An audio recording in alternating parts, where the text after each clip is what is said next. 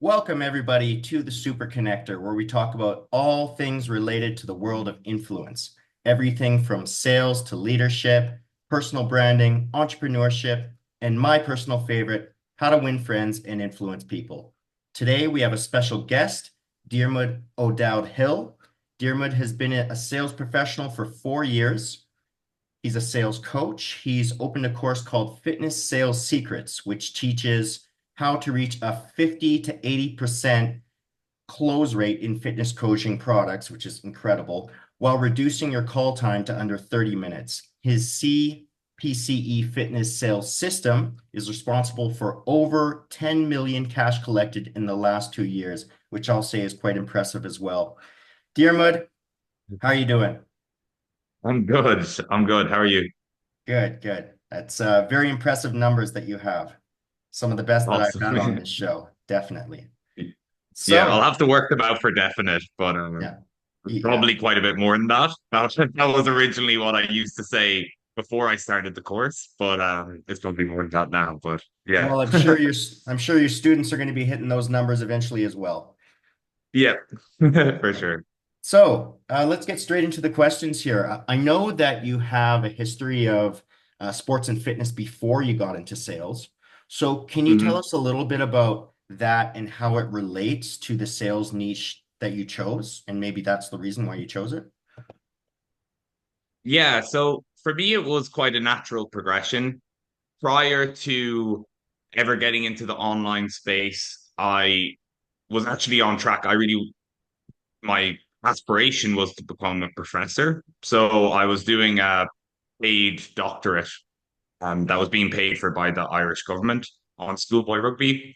I was working in within schoolboy rugby, I was working in a school and using the students as my subjects, essentially. So I've always been very passionate about sports, always been very passionate about health. And what ended up kind of shifting was essentially COVID happened. So I wasn't able to do my study. Everyone was locked up for almost a year Yeah. and started to kind of dabble in the online world. Originally, I just took what I was kind of doing and started offering coaching services online. And that actually went quite well. I ended up, having kind of 10, 20K months within our business, which is relatively decent. And but with time, and I also got a business mentor who had a big fitness business. So they were doing, I think, 1.6 million a month. And he essentially just like hired me out of my business. I was like, hey, you like sales, you're passionate about it.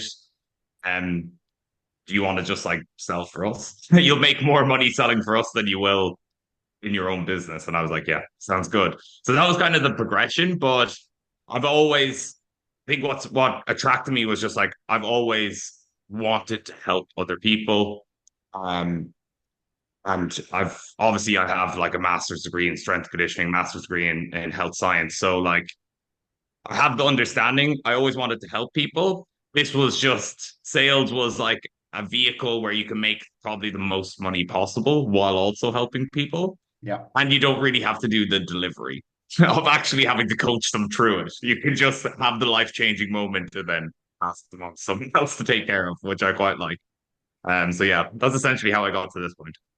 Yeah, I like how you said, helping people. A lot of people may not realize that as being a sales professional, you are actually helping people on a constant basis, so long as you're genuine. And I would assume that the desire to help people will boost your sales. Is that something that you talk about in your coaching program? Maybe desire or Yeah. maybe a sense of purpose or the reason why you choose a specific niche, and maybe that will improve sales? Yeah, 100%. So, like, a big thing that I teach my students all the time is that you need to become the caring expert. And what that essentially means to me is the caring side is having empathy and it's wanting the other person to be successful more than you want to make a sale. Like, genuinely Yeah. wanting that, not just fake wanting that, like, actually wanting that, caring about the other person so much that you're not willing to accept them just having a being unhappy and having a terrible life and potentially dying or potentially getting sick. You're not willing to accept that. But whether or not they do it with us is less important. But I'm not willing to accept you just like letting your life go to crap. Um, and you have to actually feel that emotion. Like you have to actually have like a passion for wanting the person on the other side to better their life. The sales will come as a byproduct of that. Yeah. If the person really, really wants to do it and they're talking to you and they've had this amazing conversation and they feel empowered and you're there and you're the first person to ever talk to them like that, they're going to want to work with you. Do you know? So I think the first focus has to be on like helping that other person to get out of their own way and to do something about it, even if it's not with us. That's the key. So yeah, it's definitely very important that you have that kind of passion, that drive to help people like that. And that was originally when I set up my coaching business, that was my mission for the business. Mhm. It wasn't to help sales reps, it was to help the end person. Mhm. If I can teach sales reps and business owners how to sell at a higher percentage, how to overcome fear objections, how to get people out of their own way, we're going to help a lot more people on this planet. So that was originally my goal. Um, so yeah, Great. So, I mean, what you're explaining here is that when you have a passion, or what I take from it is that when you have a passion yeah, for niche, of course you're going to sell more. And the reason why is because it's obvious that you have a passion for it. And I believe that the yep, need and the empathy to want to help people will shine through you. And they'll come on a call and they'll kind of realize, okay, this guy is completely different from all the other sales professionals that I've talked to before. There's something definitely yep, different about that. And that's why I feel comfortable enough to jump on board. Now, would you yep. say that what would you say that most would you say that fitness sales is kind of a more of an emotional sale? Like you have to deal with the emotions of the person, and also what type of psychological blockages do you find are stopping them from getting a product and moving forward Yeah, to change their lives? yeah, it's 100% an emotional sale. I mean, sometimes on some offers, like if you're selling to oil executives, you can link it to ROI, but it's very rare. And you're still really going for the emotional side of things. I think everything is inherently emotional, but the the interesting thing with fitness, and this is why I think like a lot of like sales trainings fall short in explaining like in depth what's different about fitness or any niche that really involves self-esteem. So if you think of sales training, so you have sales training and you have fitness, right? When sales professional invests in sales training, they get better and their self-esteem goes up. And then they do it again and their self-esteem goes up because they retain the knowledge. They retain the good feelings about themselves. And they build more and more evidence that they're getting better. So they just keep feeling better and better about themselves, right? So you're not dealing with like extremely low self-esteem as often. When you think of like a fitness, someone that's trying to do a weight loss program, when they try to lose weight, they might get be successful and they'll feel good about themselves. Then guess what? They usually stop and they gain Yeah. all the weight back plus more. So in the end, they feel worse about themselves. And that keeps repeating. And some of the people you're going to speak to, they've been struggling with this for 30 years. So their self-esteem is absolutely destroyed. Yeah. Like it's like horrendously bad. So the very first thing is unless they believe that they can achieve the goal, again, forget about us. We don't matter. They need to actually believe that they can be successful. Because if they don't believe that they can be successful because they've tried and failed for the last 40 years, they're Mhm. not going to buy anything. And that happens way more often than people think. Like a lot of these people, they come on the call because they're desperate, but they come on the call not believing that it will work. Yeah. So that's the key. That's like the missing piece. And when I started to like, when that clicked in my head and I started to like see that in people and really like empower them in a non-salesy way, like really detaching from the sale and just empowering the person and making sure they believe they can do it. My closing percentage just went through the roof. But how did you do that? Because that seems like a really difficult thing to do, especially in under 30 minutes. Like how do you convince them or make them convince themselves or make them believe in themselves enough to decide to go through with it?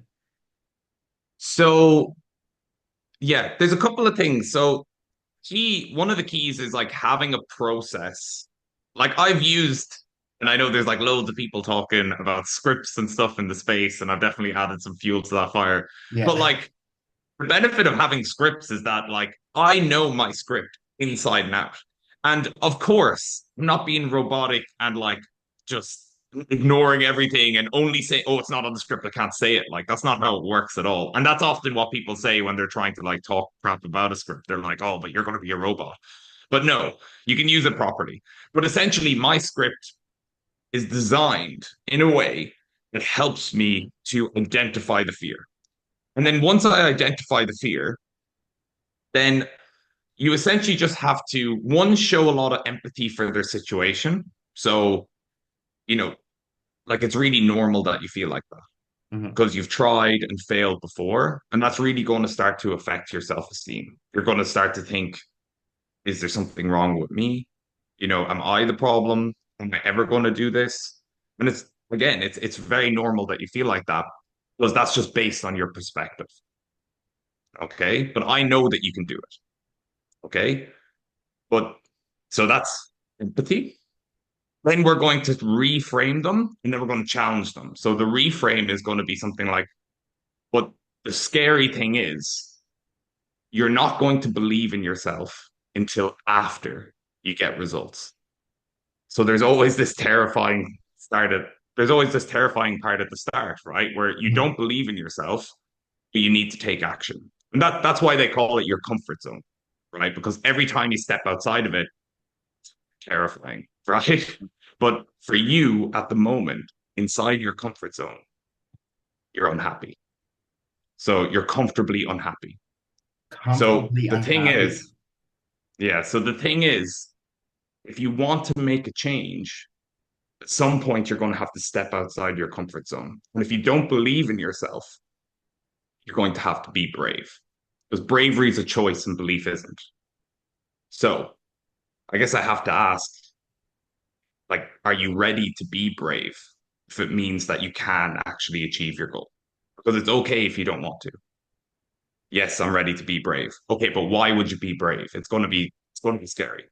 Oh, because da da da da da da da da da da. And now they're justifying to me why they're going to overcome their lack of belief with bravery. And then I can pre-handle fear. Because bravery is your route out of a fear objection. The way people often go is they try to challenge people to not be scared. And that just doesn't work. They're doing like reframes and there's no like way out in the prospect's mind. They're like, I'm terrified, and you're just asking me to not be terrified. And it's like, that doesn't work. Yeah. You need to give them a context that makes sense. And being brave, being a choice, and being brave, acting in the face of fear. That makes sense to people, so they'll go along with it. I can imagine that this is a very tricky niche to sell in because I was a personal trainer a long time ago. Someone came in once and I was trying to sell personal training packages and I would train them. And he had a doctor's note, and his doctor said, you need to go to Steve Nash Fitness World and get training. And Yeah. he came in with the doctor's note, and the doctor had said that if you do not get any exercise, you will most likely die within the next 2 years. And when I was speaking with him, despite the fact that he had the doctor's note in front of him and he was aware of it, his level of denial was so high that he wanted to do one session and then I would write out the fitness plan for him and then he would do it all on its own. And I said, well, that's not how it works here. And all he wanted was to come back to the doctor to say, I did it so that doctor wouldn't bother him. So I can imagine that it's quite difficult to Yeah. break through those psychological blockages. Hmm. Now, there was one thing that you said, which I found interesting, and when you were answering the last question, you said pre-handle fear. And I know that when I would talk to most people, a lot of them would say handle fear, but you said pre-handle fear. Can you explain that a little bit? Yeah. So for me, I think of objections in like there's two ways. So it's either like after money, after I've asked for the sale, or before I've asked for the sale. Yeah. And anything that's before I ask for the sale, I consider pre-handling. Like I'm dealing with this objection because I think that as soon as I ask for the sale, that's the objection that's going to come up. So I'm like, while we're talking, I'm starting to identify and think ahead. Oh, that's the objection. That's the objection. And then I just start to work on that objection so that when I ask for the sale at the end, you don't give me that objection because you've already convinced yourself that that's not the objection. So, like, oftentimes at the end of the call, I could get someone that says, I'm really scared, but I'm going to be brave and I'm going to do it. Yeah. And that's as soon as I ask for the sale, there's no objection. They just say that and they just do it. Or they'll just tell me, I'm scared. And it's like, yeah, that's okay. But do you want to make a change? Yes. Okay, well, let's do it. And they just do it. Because we've pre-handled it. We've put them in a position where it's the objection they were going to say. But because we dealt with it previous to that, then we know that they're going to move forward. So a really good analogy that I always like is and I stole this from Hormozy, is like what percentage of people that ask someone to marry them get a yes? Probably like 99%, Yeah. right? Like, because there's not many people going around asking random people to marry them. There's that 1%, but they're just a little bit crazy. Yeah. But the reason that there's such a high percentage is that you know that the other person's going to say yes before you ask. Yeah. And that's what asking for the sale and trying to finalize it and telling them the price and stuff. In these more emotional sales, that's what that is. Like, you want to be really confident, like they believe they can achieve their goal. They think that this is the right thing. Like that they're bought into the whole process and that they know that they can be successful if they do it. Because if I start asking for the sale, they don't even believe in themselves. They're just going to tell me whatever objection.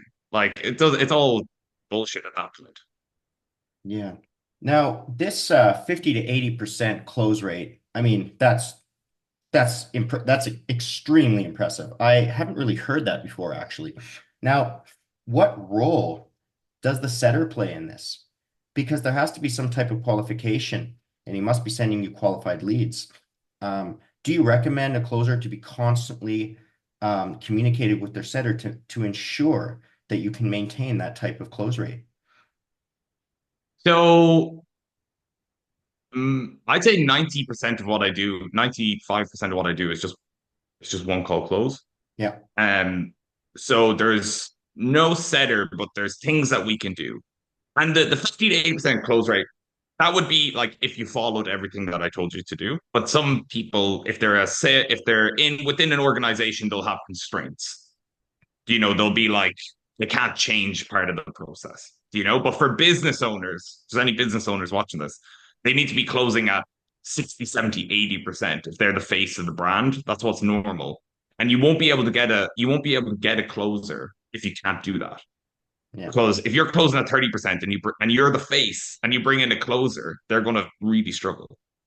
But we don't generally have, to go back to the question, we don't generally have like a phone setter per se, but what we would do is there's questions that we can ask that will indicate financial issues. And because it's non-ROI, you need to be sort of smart about how you do it. So an example question that we could ask in like DM setting would be like say it's a weight loss offer. So stress is often a big contributor to people's struggles with weight. yeah, So just so I understand your situation, are you dealing with any like major stress in your life, such as work, family, financial? Like, is there anything going on that could be contributing to your weight? Now, that's like a veiled question because it makes sense in the prospect's mind why we asked it. But really, I'm just asking, like, are you stressed about money? So that if they say yes, I'm like, okay, well, that could be an issue, right? And yeah, then we might need to vet them a little bit more. But whenever in fitness in particular, well, in anything that's not money related, if you just point blank ask people about money, especially because we spoke about beliefs and fears and stuff, they'll just be like, you've a much higher chance of them just saying, no, I definitely couldn't do that. Even though they could, they just don't believe in themselves enough to even entertain the idea. So you want to ask more veiled questions, which makes sense why you asked. So they don't question why you asked them about, are they stressed about money, because it makes sense in the context. So then they feel like they can answer. So mhm, that's probably the most important thing that we do. Of course, you can ask them to give a range and stuff when they book their call. I've seen that done successfully. Um, But yeah, that's the type of stuff that we would do to kind of vet them and make sure that they're a good fit. Great, great. And one of the things I used to do as a personal trainer, this is over 10 years ago that I did this, but I would ask them about their health and I would ask them about their lifestyle and I would ask them about their history of exercise. Do you bring across exercise science a lot during your closing sessions, during your calls? Um, there's definitely, I would say, one of the reasons that I'm very good at fitness, at selling fitness, is to do with my base, like my base knowledge. Yeah, It definitely helped because like I can see in prospects things like emotional eating, comfort eating. I can see self-sabotage. And these are all things that you could learn. But for me, I just naturally understood them because I had worked with people before and I had a good idea of nutrition. So with some sales reps, it's not really a problem with business owners because they generally understand it too, like the fitness business owners. But with sales reps that come in, there are times where I have to teach them like quite nuanced things about like what that person's talking about now is emotional eating. And it would really help if the salesperson labeled it so that we both agree it's emotional eating so that we can work towards solving it. yeah, So that's probably the height of it is like just being able to tell them what that pattern's called and what it means, and then being able to show them how to actually turn emotional eating into sale. Because when you get some things, there's certain things that prospects say that are like golden nuggets. And pro tip of how you know it's a golden nugget is if you talk about what someone's done before and they failed multiple times, then you want to look for patterns in the failure. yeah, Because if you can find patterns in the failure, you know there's an unresolved problem. Like everything works up until this point, and then I keep failing. And what people often do is they just talk about like they don't they don't connect the dots of like, okay, so you've always lost 10 pounds and then you've always failed. Like what's happening at this moment? Like yeah, why do you always stop? And just bring everything together and have a conversation about the pattern. And the things that come out there from the prospect, that's the problem that's never been solved. And if you can zone in on that and the prospect starts to understand what that problem is and they start to see there could be a solution, then you're way different than anything they've ever done. And your value goes through the roof, the fear of failure goes down, and you're way more likely to make a sale. So, but emotional eating and stuff are often the pattern that comes up. it almost sounds like there's an element of cognitive behavioral therapy on the call, or am I wrong about that? Because the way that you're explaining it and talking about Yeah. behavioral patterns, that seems like cognitive behavioral therapy. I don't know. Am I correct there? I have no idea. I've just naturally made this up in my head. Oh, But really? that's like, yeah, well, like I've done a lot of sales training and read a lot of books and done things, but like I haven't made a specific effort to make it CBT.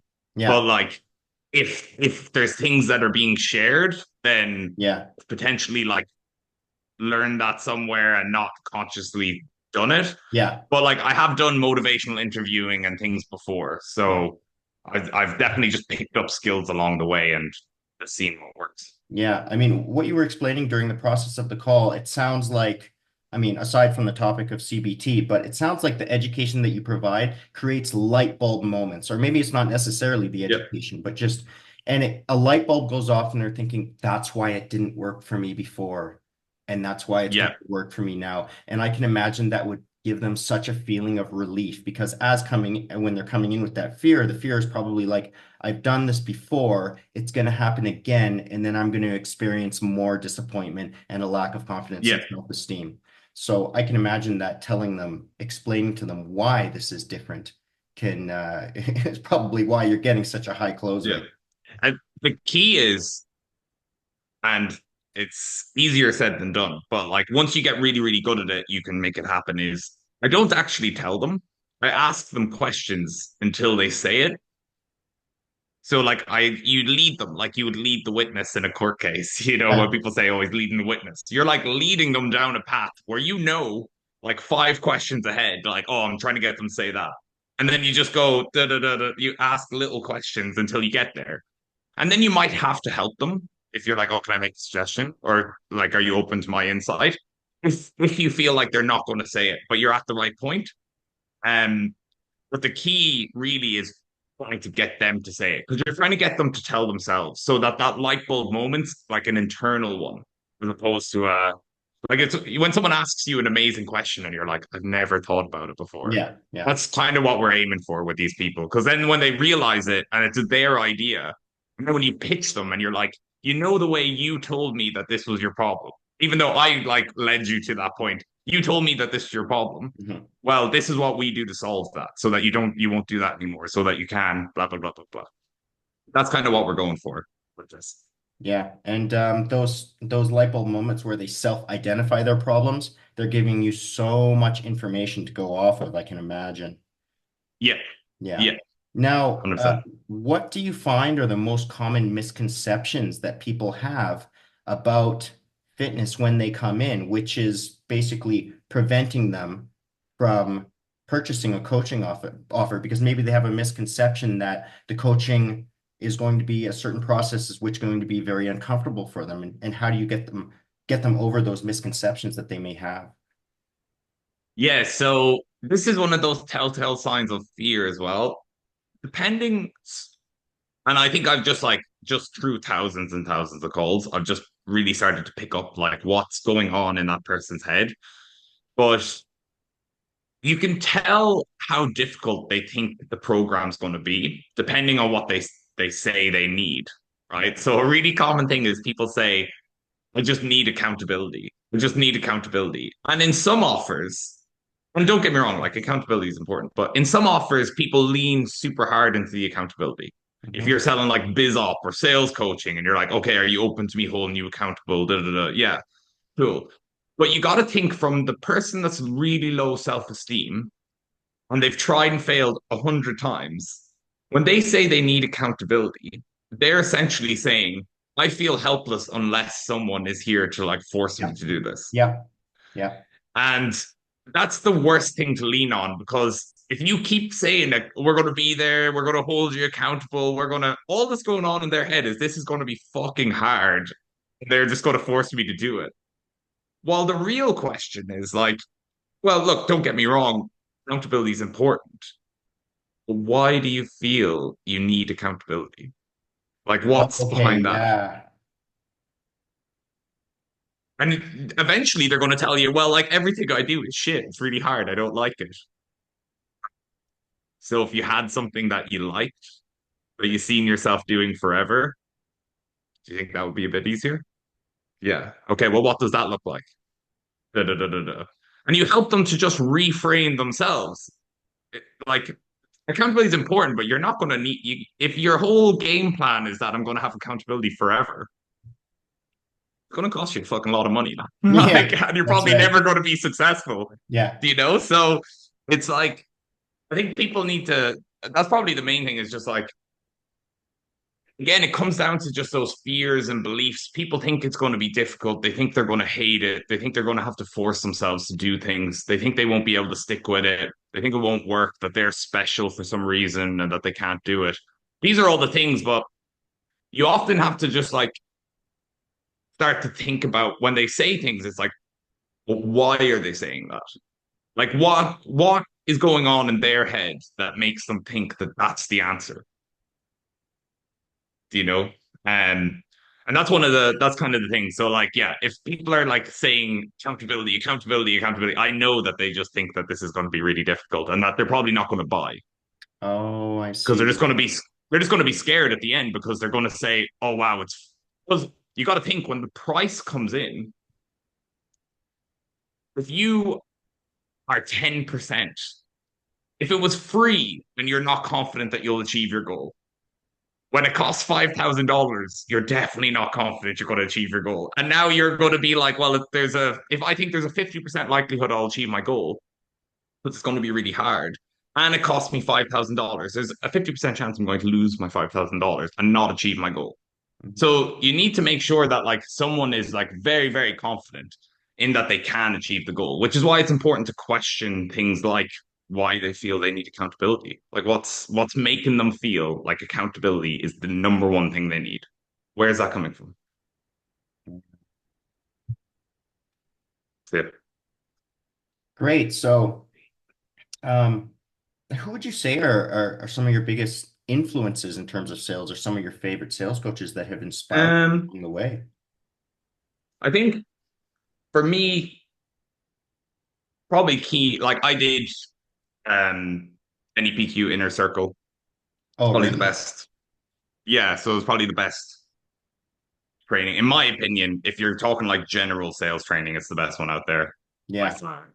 Um, like if you just look at everyone that's come from that, including myself, there's about 50 sales coaches at the moment that have done the inner circle.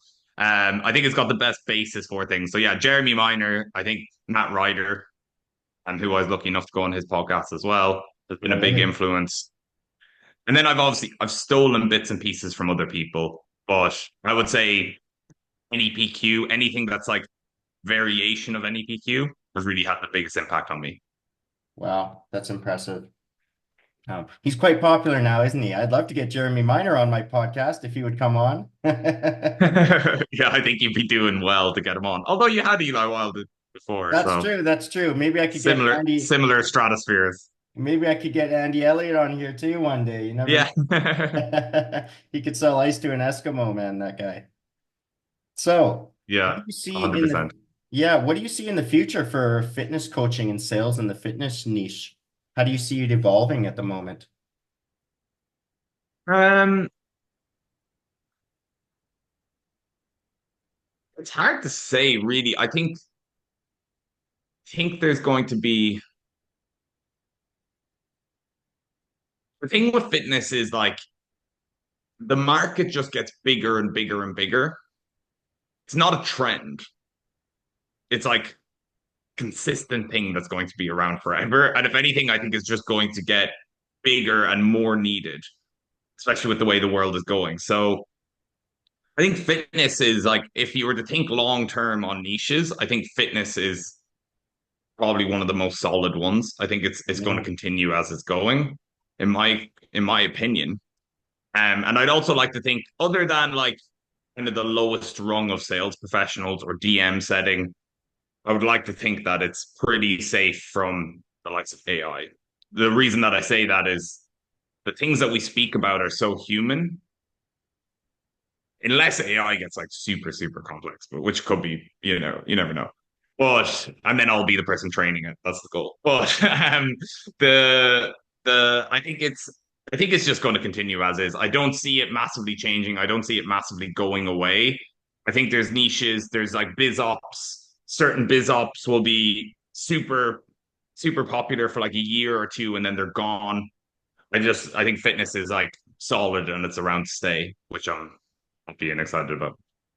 Great, great. And why do you think that I mean, I do recall you said that do you think it's a growing niche, a growing business? Why do you Yep. think it's growing so much? Why do you think it's growing so much in the coaching space? Oh, if you just look, there's more people every day. There's more people on the planet, like, and our food system is probably getting worse. People are exercising less. People are just getting more and more unhealthy. So I think just the way that the planet and civilization is going is lending itself to a bigger need for people to make these big course directions in their life and to try to actually get healthy. Because if they don't, there's a lot of worrying it's about pretty much every disease you can think of getting Oh worse. yeah. So Oh yeah. so it's just needed for people. So I think it's and also like the online fitness space, I think only services about 10% of the population, 10% of people on the planet. Like so there's still massive room for that to grow, especially as more younger people are born and they're used to the internet. Yeah. They're on social media, like everything is just feeding towards the online space getting bigger and bigger and bigger and more important. So yeah, I think it's kind of obvious that it's going to just keep expanding. Now, I'm going to say something here because I have my own future ambitions. Now, I have been doing some content creation, and it's been a boxing journey for me. And I do day one, day two, day three, and I'm already up to day 50. And in many of them, I'm sparring and getting punched in the face a lot. Those are more comedic shorts, I would say. I put them Yeah. in slow motion, it makes them look better. Yeah. And if I were to become a sales coach myself, or if I were to become a fitness coach myself, what direction would you recommend for me to take? Because I guess this would be a question for people who want to start their own business. Yeah. Yeah. I mean, I think the key thing, especially if you're sales rep or you're someone that has experience in sales, would be to lean into the skills that you have. Yeah, There's a million different funnels and a million different ways to do things. And this is something I'm guilty of. Like, I'm obviously very good at sales, but I've set up a business where the funnel it doesn't necessarily use my skill set to the best of its ability. And if you were, I'll go speaking to you in particular, like if you were to set up your own business and you have sales skills, you would want to make sure that you use them. It's going to be your main advantage. So if you're triaging people, getting them on the phone, using the skills that you have, if you're selling people on a call, using calls to do that, as opposed to going low ticket, which is going to be more favorable to marketers, yeah. I would imagine. And that's something that I currently in my business, I've been putting up posts saying I'm going to increase the price a lot. And it's for those reasons. I've just come to realize like I'm not using my skill set.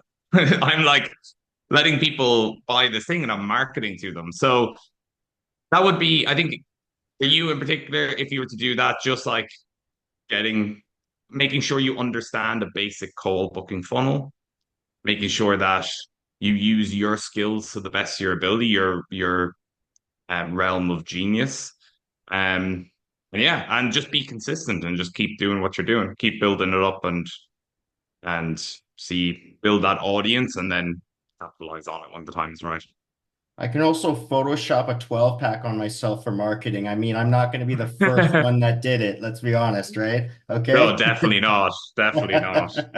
There's a Yeah. lot of you'll have to get in the fake jet and the fake house, like you see Yeah. a lot of people in the space doing.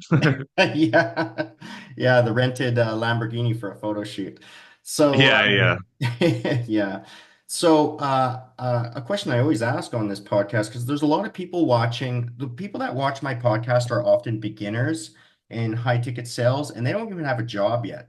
And so they're really, I won't say desperate. I'm going to say that they're pushing themselves hard, but they feel as if they're falling short all the time. Or they do have jobs and they're in the beginning of their career, but they just kind of struggling. And even at times they feel disillusioned by sales. I don't think it's because it's not the right business for them. I think it's maybe just because they haven't been motivated or taught or coached in the right way.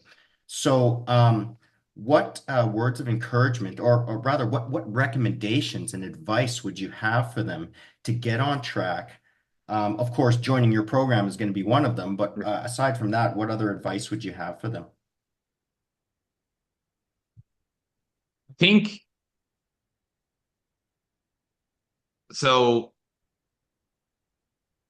I think it's really important to understand as well, like there's, seasons in your life and there's like learning seasons and there's earning seasons. And the mistake that a lot of people make is they come in and they want, or maybe they even need season immediately because they've made some poor choices as they enter the space and they've been sold the dream. And that can happen. And people come, my first month as a full-time sales professional, I made like 12K. So that can happen, like, but it's rare. And that's because I had done all the learning in my own business before, right? And a lot of these stories and things that you see, they're people that have done something similar or been successful or it's a bit of a unicorn.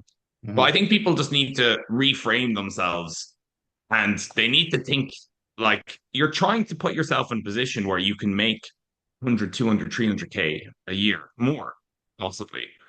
It's not reasonable to expect to do that straight away. Yeah. if it was reasonable, and I know it seems like it's reasonable because everyone like you're getting sold the dream, Yeah. but Yeah. it's not reasonable. So you need to be able to accept that I'm trying to learn, I'm trying to get better, I'm trying to improve every single day. And you need to be measuring yourself based on the process as opposed to the outcomes for the first while, anyway. Because if you measure yourself based on the process, am I getting better? Like, am I actually getting better at what I'm doing? Am I getting more interviews? Am I getting more offers? Am I getting, like, if you're making progress and moving forward, you will get there eventually. But people just look at the outcome, they get unhappy, and then they want to quit. And this goes in levels at every single stage of your life. When you're the closer that's making, you know, 10, 20K per month, if you have ambitions to make 100K per month, you need to have a season of learning as well. And maybe you have to accept taking a step back, Yeah. so that you can go forward. So it's never going to stop. But if you can't get into the right mindset, then you're always going to struggle to make anything happen whatsoever. When it comes to finding jobs, like networking is obviously important. Skills, super important. I know that that's like a big debate that goes on. I can only give my example. I didn't network at all for the first like 3 years at all. Yeah. Like I barely even had a Facebook profile. I always had jobs. So I was more extreme on the skill side. Yeah. There's a balance in there, but you can do either. But you need to make sure that you're being well rounded and you're going after the skills. For me personally, I got every single job for the first like 3 years, pretty much every single job through someone that I was paying for help. And I'm not saying that like you don't have to join my community, but that's just the reality of what happened. I paid someone for mentorship and they could see I had the right attitude, the right work ethic, that I was trying really, really hard. Yeah. And then they basically just took me under the wing and said, here, this is the good opportunity for you. Here, I know this guy that's hiring. I'm going to put you in with him. Like, if you want to network with higher value individuals, instead of just hoping that they throw you a bone, obviously not everyone has the resources, but you either have to provide actual value to them Yeah. or monetary value and pay them for a session and get their Yeah. advice. Yeah. And they'll probably help you out. Like that's essentially what I did. I was fortunate enough to have the money to do that. But just DMing random people and asking them to jump on a call is not effective. You need to Yeah. provide some form of either monetary or actual value to them. Yeah. I think that I myself, I was doing that to start off with. I'm a very social Yeah. person, so I made friends with people very quickly. But then again, I didn't have a skill set in which I could show. I didn't have results. And I think that once I started with this podcast, people realized that I was offering a tremendous amount of value to people. And so people started to realize, oh, he has a lot to offer and he has a good work ethic. So I found that that helped me quite a lot. Now, could we get a little bit of a, before we wrap up, could we get a little bit of a sneak peek into your coaching program, maybe to entice some Oh people yeah. to jump in there? Yeah, yeah. Do you want me to share my screen? Oh, no, I mean, actually, you know Just what? an That's idea. quite interesting. Let's do that. Yeah. So I'm going to give you, I'm going to put up the all participants and now you can click the share button and we can share your screen. You can, give a little bit of a sneak peek here. Yeah, so this is behind the curtain.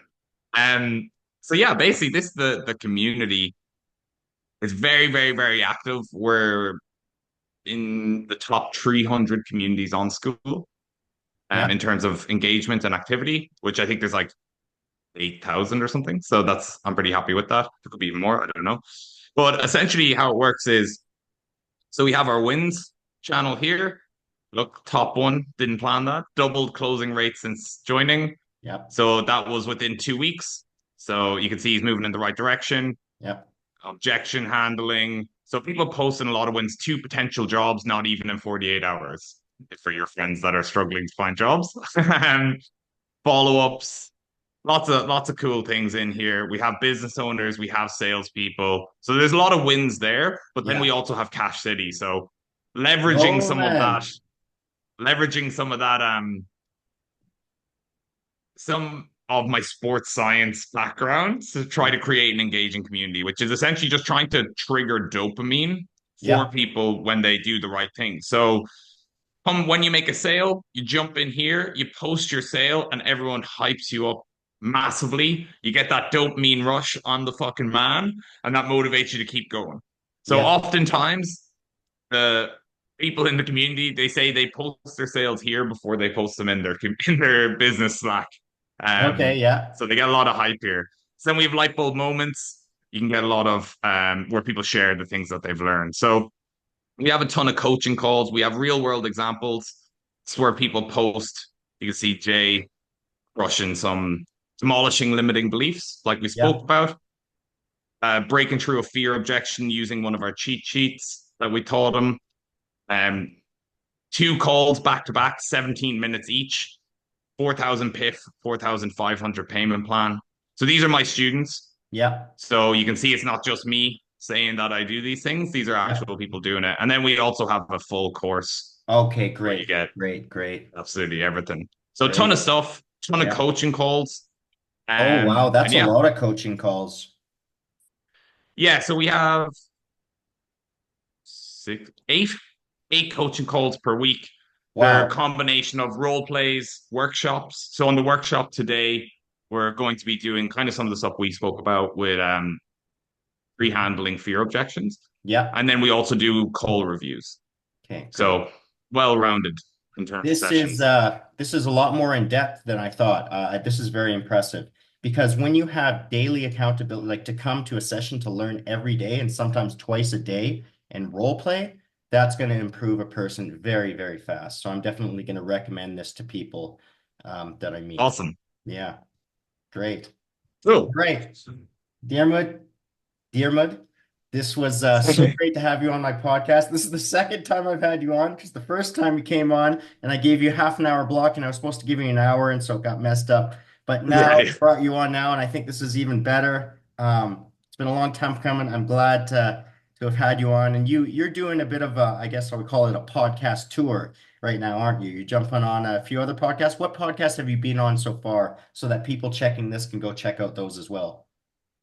Yeah. So a couple of the main ones I've been on is Matt Ryder's podcast, um, Find the Sale with Princess, Yeah. and Jamie Richardson's podcast, if you want to look that one up. And then I was also on a podcast with Orlando Santucci. We were meant to start a podcast together. We got one episode in, but I have my own podcast as well coming out.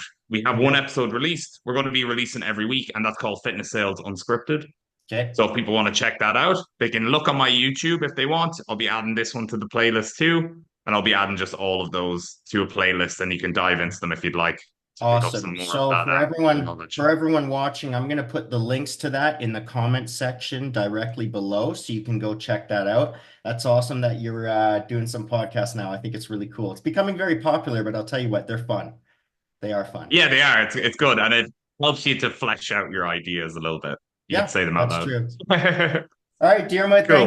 thanks so much for having you on. We're gonna wrap this up right now. Thanks everybody for watching. Leave a comment below. Tell me what you think. Drop by Dearwood's Facebook. Maybe shoot him a DM. Check out his school. Check out the links below. And I'll just wave goodbye to everyone. Thank you. See ya.